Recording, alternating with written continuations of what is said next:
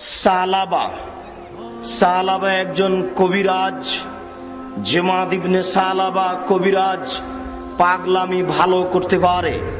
Saudi আরবের মাটিতে এই কথা ছড়িয়ে গেছে যে মোহাম্মদ পাগল হয়ে গেছে। জেমাদ ইবনে সালাবা এসে বলছে যে তোমাদের মাঝে একটা লোক পাগল হয়েছে, সেই লোকটা কোথায়? আমি তার পাগলামি ভালো করার জন্য প্রস্তুত, আমি তার কবিরাজি করতে পারি। জনগণ বলল, ওই দেখো, ওই যে মোহাম্মদ, তার বিবেক নষ্ট হয়েছে।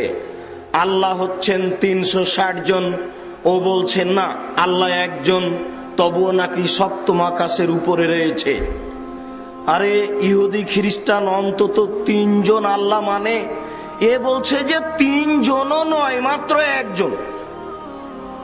আমরা না হয় 360 জন মানি, তো ইহুদি খ্রিস্টানেরা 360 জন মানে না, অন্তত 3 জন মানে। এ 3 জন মানলেও তো একটা ভালো কথা হয়। এ বলছে যে 3 জনও নয়, মাত্র একজন সপ্তম আকাশের উপরে থাকে। তাই আল্লাহ তাআলা তাদের মন্তব্য নকল করে বলছেন, আজালাল আলিহাতা ইলাহান ওয়াহিদ ইন্না হাযা লা শাইউন উজাব। আরে এতগুলি মাবুদকে একজন করে দিল, এটা তো বিরাট আশ্চর্য। হায় হায়, এ কি বলে কি? এতগুলি মাবুদকে একজন করে দিল, এটা তো বিরাট আশ্চর্য। এ বলে কি? হয় একে হত্যা করতে হবে, না হয় জেলখানায় বন্দি করতে হবে, না হয় দেশ থেকে তাড়িয়ে দিতে হবে, যে কোনো একটা করতে হবে। কেন?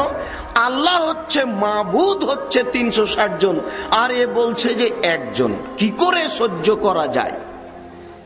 তাই তারা বলছে এ পাগল হয়েছে। অন্তত 3 জন বললে না হয় মেনে নেওয়া যেত কষ্ট করেও, একজন মানা যায় কি করে? তাই জেমাদ ইবনে সালাবা বলছে যে আপনার বিবেক নষ্ট হয়ে গেছে, আমি কি আপনার ব্যাপারে কবিরাজি করতে পারি? অনুমতি চাচ্ছে। তো আল্লাহর নবী অনুমতি দিবেন বলে 2টা কথা বলছেন।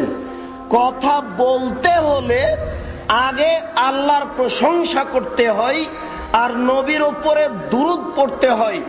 এই জন্য এদেশের মাটিতে কোরআন তেলাওয়াত দিয়ে অনুষ্ঠান শুরু হয়, এটাও ঠিক নয়। কোরআন তেলাওয়াত করলেও আগে আল্লাহর প্রশংসা করতে হবে, রাসূলের প্রতি দুরূদ পড়তে হবে, তারপরে আউযুবিল্লাহ বলতে হবে, বিসমিল্লাহ বলতে হবে, কোরআন তেলাওয়াত করতে হবে। এটাই সুন্নাত। শুধু কোরআন দিয়ে অনুষ্ঠান শুরু হবে না। যদি তাই হয় তাহলে আল্লাহ রাসূল এরকম কিছু করলেন না। যে কোনো আলোচনা যদি বড় শাহাদাত বলতে পারেন, হামদ ও সালাত, ভালো কথা, আল্লাহ রাসূলের মুখ দিয়ে প্রমাণ পাওয়া যায়। আর যদি বড় না বলতে পারেন, ছোট বলেন, সহিহ হাদিস দ্বারা প্রমাণ আছে। আলহামদুলিল্লাহ ওয়াহদা ওয়াসসালাতু ওয়াসসালামু আলা মান লা নাবিয়্যা বা'দা। এটা হচ্ছে আল্লাহর প্রশংসা এবং রাসূলের প্রতি দুরূদ পড়ার সবচেয়ে ছোট মাধ্যম।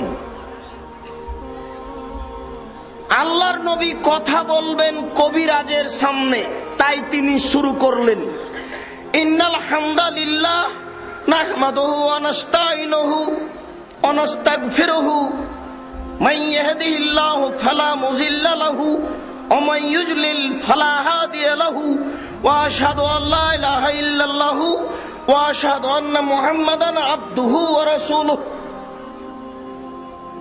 আল্লাহর নবী এই পর্যন্ত পড়লেন। নিজেই নবী, নিজেই আল্লাহর প্রশংসা করছেন। এরপরে তিনি নিজের উপরেই নিজের সাক্ষী দিচ্ছেন এবং শান্তির কথা বলছেন। আপনি দুরূদ পড়েন, নবীও দুরূদ পড়তেন। তিনি বলতেন যে আল্লাহ মুহাম্মদ এবং তার পরিবারের উপরে শান্তি অবতীর্ণ করো, যেমন ভাবে ইব্রাহিমের উপরে করেছে। তো তিনি মানুষের সামনে কথা বলবেন, তাই হামদ ও সালাত শুরু করলেন। এটা ছিল আরবি, কবিরাজও ছিল আরবি। আরবি ভাষা, কবিরাজ আরবি ভাষা বুঝতে পারত। আল্লাহর নবী কিন্তু কথা বলেননি, বলবেন তার সূচনা করছেন। আমরাও দেখি এদেশের আলেম ওলামাগণ দেখি জুমার দিন খুতবায় উঠে কি কি যেন আরবি বলেন, অনেকক্ষণ আরবি বলার পরে দেখি আমাদের সাথে কথা বলছেন। এরকম জালসাতেও দেখি যে আলেম ওলামা দাঁড়িয়ে আরবিতে যেন কি বলেন, এরপরে আমাদের সামনে কথা শুরু করেন। আরবিতে যেটা বলেন সেটা হচ্ছে আল্লাহর প্রশংসা এবং নবী প্রতি দুরুদ ও সালাম। আমাদের দেশে সংক্ষিপ্ত একটা মানুষের বানানো দুরুদ আছে, সেটা হচ্ছে নাহমাদুহু ওয়া নুসাল্লি আলা রাসূলিহিল কারীম। এইভাবে হাদিসে নেই, তবে হাদিসে আছে ফাহামিদাল্লাহ ওয়া আসনা আলাইহি, আল্লাহর প্রশংসা করলেন, তারপরে তার গুণকীর্তন বর্ণনা করলেন। এই বাক্যের উপরে হয়তোবা ভারত, বাংলাদেশ, পাকিস্তানের আলেম ওলামা বা অন্য অন্য দেশের আলেমগণ ধরে নিয়েছেন যে নাহমাদুহু ওয়া নুসাল্লি আলা রাসূলিহিল কারীম এটুকু বলা যাবে। আমরা এটা সরাসরি নাকচ করি না, তবে আল্লাহ রাসূলের মুখের দুরূদ যদি মনে করেন সবচেয়ে ছোট, তাহলে সেটা হলো এই আলহামদুলিল্লাহি ওয়াহদা ওয়াসসালাতু ওয়াসসালামু আলা মান লা নাবিয়্যা বাদা।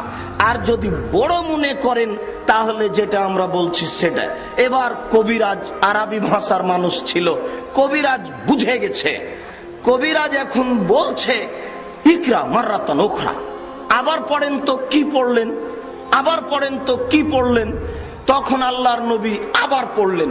এবার কবিরাজ বলছে আশহাদু আল্লা ইলাহা ইল্লাল্লাহ ওয়া আশহাদু আন্না মুহাম্মাদান আবদুহু ওয়া রাসূলুহু, আমি সাক্ষ্য দিচ্ছি আল্লাহ ব্যতীত কোনো মাবুদ নেই, আমি সাক্ষ্য দিচ্ছি মুহাম্মদ আল্লাহর রাসূল। কবিরাজের কবিরাজি করা শেষ হয়ে গেল, পাগলামি ভালো করা শেষ। কবিরাজের নিজেরই পাগলামি ছুটে গেল, ও এখন নিজেই ইসলাম গ্রহণ করছে।